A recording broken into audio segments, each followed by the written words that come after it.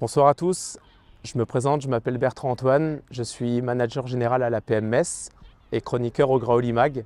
Je suis intervenu pendant 16 années au centre de formation du FC Metz et l'idée c'est de vous présenter, maintenant que je suis de retour à l'APM Metz, l'envers du décor d'un club qui gravite près du FC Metz.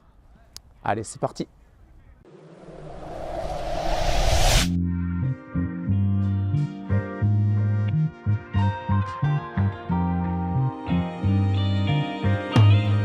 Premier épisode ce soir ici à l'APM Metz où je vais vous présenter Louis Stebler qui était joueur au centre de formation du FC Metz, éducateur à l'APM et qui illustre parfaitement cette convention avec le FC Metz.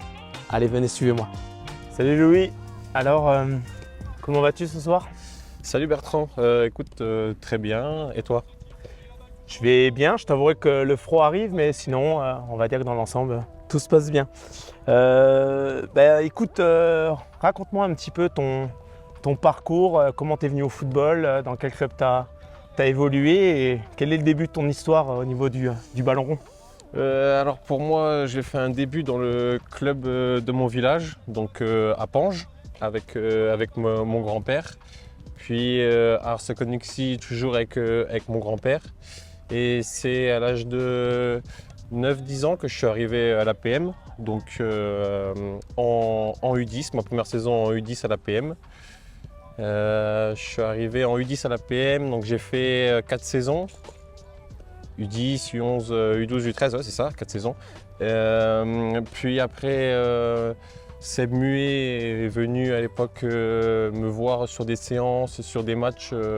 Donc a pris contact avec mes parents pour intégrer la préformation en U14 au FC Metz. J'ai fait un parcours U14, ma préformation à Metz, donc avec toi notamment. En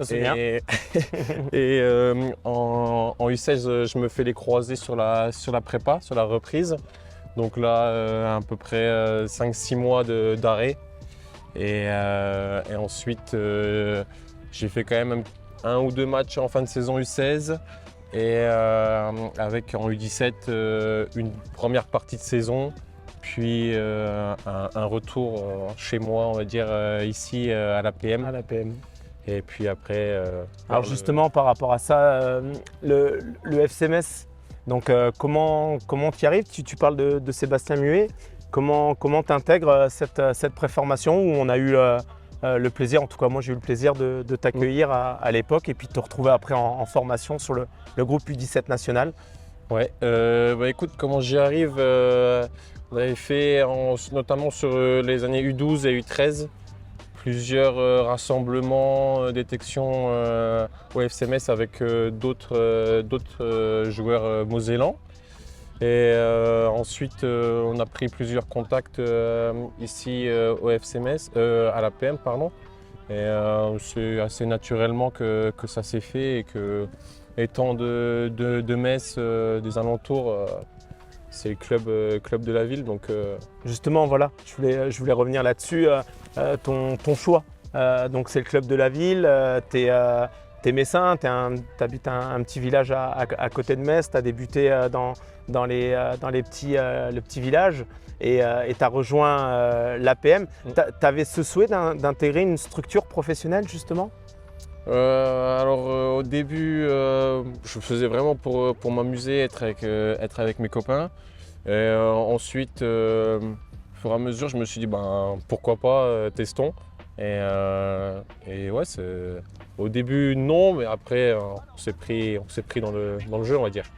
Et du coup, tu parlais de tes années en préformation, donc tu intègres le centre de formation qui est la première étape. Quand on a un rêve, un objectif, alors pour toi justement devenir joueur professionnel, c'était plutôt un rêve ou un objectif? Plutôt un rêve pour moi. Un rêve. Et donc tu franchis déjà une première étape, tu intègres le centre de formation, puis malheureusement là tu fais donc une rupture des croisés, des moments difficiles j'imagine. tout cas je les ai partagés malheureusement avec toi. Et le retour, voilà, comment tu as vécu cette période et qu'est-ce que tu retires comme souvenir de cette époque passée au FC Metz? Écoute, période quand même très compliquée parce que première, on va dire, grosse blessure pour moi dans ma petite carrière. Et puis être seul, travailler en salle avec le kiné. C'est compliqué quand on voit les copains après les cours qui vont eux s'entraîner. Donc ça a un petit peu compliqué mentalement. Mais par rapport à ça, j'ai quand même été bien accompagné, que ce soit par le kiné Luc Labeu ou encore Bertrand Barbier avec qui j'ai fait beaucoup. Déjà ouais. Première expérience. Beaucoup de travail. Lui et notamment aussi tout le personnel éducatif, donc au sein du centre de formation, qui était toujours présent, que ce soit pour prendre des rendez-vous, pour nous accompagner à un rendez-vous ou quoi, ou même, ça j'en garde quand même des bons souvenirs sur les études après l'école. Donc c'est un tout et compliqué parce qu'on est seul, mais quand même bien accompagné en général. Un conseil que tu auras à donner là à un joueur, à Louis Stebler qui intègre le centre de préformation du FC Metz, qui quitte la PMS, un conseil que tu lui donnes justement pour s'intégrer au mieux dans un monde complètement différent, avec des attentes différentes. Qu'est-ce que tu lui dis à Louis à l'époque, là, si tu reviens dans le passé? Je lui dis d'être beaucoup à l'écoute des nombreux conseils qu'on peut recevoir, de par les... Tu l'étais? Oui, je l'étais, mais de par les coachs, mais pas que, des personnes autres, staff ou des personnes autour, pas que l'équipe sportive.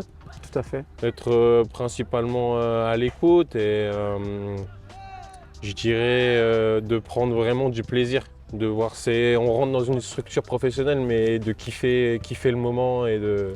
Est-ce qu'on se rend compte à l'âge là, justement, tu parles de plaisir, la notion de plaisir, elle est essentielle. On fait du foot à un moment donné justement pour vivre des émotions, mais là on a le souhait, tu as le souhait de réaliser ton rêve. Tu parlais d'un rêve. Certains, c'est un objectif, d'autres, c'est un rêve. Et justement, comment on vit tout ça? Parce qu'il y a quand même une pression donc qui est continue, un rythme qui est assez soutenu entre les études et le terrain, donc des attentes fortes. Et en même temps, cette notion de plaisir, tu dis, qui est effectivement pour moi aussi essentielle. Comment on trouve le juste équilibre? Comment on fait? Comment tu l'as vécu? Après, il fallait vraiment détacher pour moi, c'était les cours et donc tout ça, c'était la journée. Il fallait être vraiment très, très sérieux et à l'écoute des professeurs ou en classe, être vraiment à l'écoute et sérieux. Et après, à prendre un peu plus de plaisir sur les séances, avec les potes, parce que j'ai quand même beaucoup de copains avec qui j'étais à Metz, je suis toujours en contact. Donc faire la différence, je ne saurais pas trop te le dire comme ça, mais pas simple. Pas simple, mais je trouve que j'arrivais facilement à faire le switch, en tout cas entre les deux, mais c'est vraiment avoir bien concentrer la journée et prendre du plaisir, même si on est là pour travailler même à l'entraînement, mais bien sûr. Avoir plus de l'aspect du plaisir parce qu'on faire du foot à l'âge là tous les soirs. Donc c'est quand même beau. Hop, vous vous demandez peut-être ce qu'est la convention FC Metz Moselle. Eh bien c'est un partenariat unique qui rassemble le FC Metz, le conseil départemental de la Moselle et 8 clubs partenaires, l'US Forbach, le FC Sarrebourg, le CSO Amnéville, l'EN Saint-Avold, l'US Thionville-Lusitanos, le RS Magny, le Sarreguemines FC et donc la PMS. S'il a été signé en 2012, le FC Metz peut, depuis, consolider ses liens avec le football amateur, épanouissement des futurs espoirs féminins et masculins d'un côté, et expertise du club Grenat et apport de jeunes formés au centre de formation qui, s'ils ne poursuivent pas leur parcours professionnel, pourront intégrer les seniors. A noter que le 31 octobre dernier, cette convention a été reconduite pour les 2 prochaines années. Louis est la parfaite illustration de cette convention qui permet à des enfants de tutoyer le monde professionnel. Les choses ont évolué pour lui. C'est très simple, en plus d'être défenseur, il suit des études en comptabilité, mais est également éducateur toujours au sein de l'APM, des expériences qui le construisent au quotidien. Alors Louis, du coup maintenant tu es à l'APM, toujours en senior depuis quelques saisons, mais tu as entamé depuis peu, je ne vais pas parler de reconversion à 22 ans quand même, mais en tout cas une évolution dans ton parcours. Comment tu en arrives en fait à faire le choix de rejoindre le staff de notre pôle découverte, piloté par Christophe et puis Alexis et avec Nico Guerra. Écoute, depuis très jeune, je pense que j'ai cette passion de par mon poste, je pense d'encadrer l'équipe, de mener les joueurs, les coéquipiers sur le terrain. Tu évolues à un poste de défenseur axial. Voilà, c'est ça, tout à fait. De par mon rôle, entre guillemets, parce que j'ai été plusieurs fois en jeune ou même un petit peu en senior capitaine. Donc on va dire que j'ai la parole facile au sein du vestiaire ou sur le terrain. Mes éducateurs, Franck Maurice notamment, ou même toi, m'ont souvent dit que je pourrais faire un bon coach. Moi, aimant bien ça, je me suis toujours dit pourquoi pas essayer. Donc c'est pour ça que depuis cette année, j'accompagne avec Nico Guerra sur la catégorie U9. Donc j'essaye en même temps de commencer à me former sur des premiers diplômes de coach. Et je prends du plaisir. Ouais. J'allais te parler de cette notion-là. On parlait de la notion de plaisir en tant que joueur, la notion de plaisir également dans l'encadrement des jeunes. Et quelle différence tu fais? Parce que tu joues encore, tu es un jeune joueur, quand même, senior, déjà avec une petite expérience, parce que ça fait quelques années que tu évolues en R1. Quelle différence tu fais entre le joueur que tu es et le coach en devenir?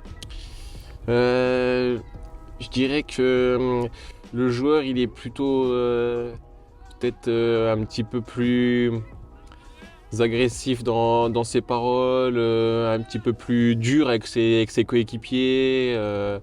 Et par rapport à mon rôle de coach, c'est transmettre ce que je sais, déjà à mon âge, mais plus dans un rôle beaucoup plus pédagogue par rapport à l'âge des enfants. Donc c'est plutôt par rapport à ça et je pense que ça me fait du bien aussi personnellement.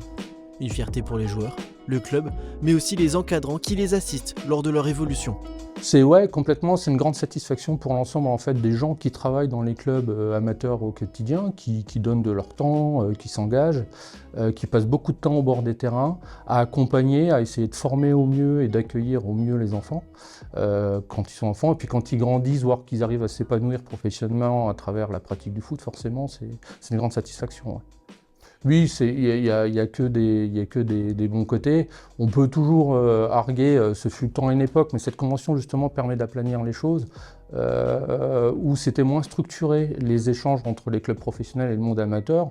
En France, le sport repose, c'est ce système pyramidal où la base repose sur les amateurs et puis en montant, on va vers le sport élite et ça se resserre.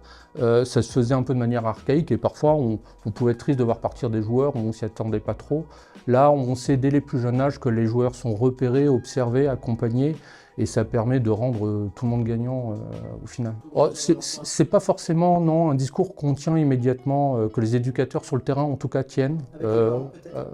Pareil avec les parents, on reste très prudent, justement avec les parents, parce qu'aujourd'hui on insiste de plus en plus aussi à une volonté parfois des parents d'aller un peu trop vite. et de se tromper dans les priorités, surtout chez des enfants très jeunes. On peut voir des ambitions parfois un peu déplacées, à notre sens, dès 6, 7, 8 ans, ce qui est beaucoup trop tôt. Mais justement, cette convention doit servir à ne pas franchir les étapes trop vite et à laisser les enfants s'épanouir, prendre du plaisir. Et puis, quand ils ont des qualités, du talent, les laisser s'exprimer et puis en profiter par la suite.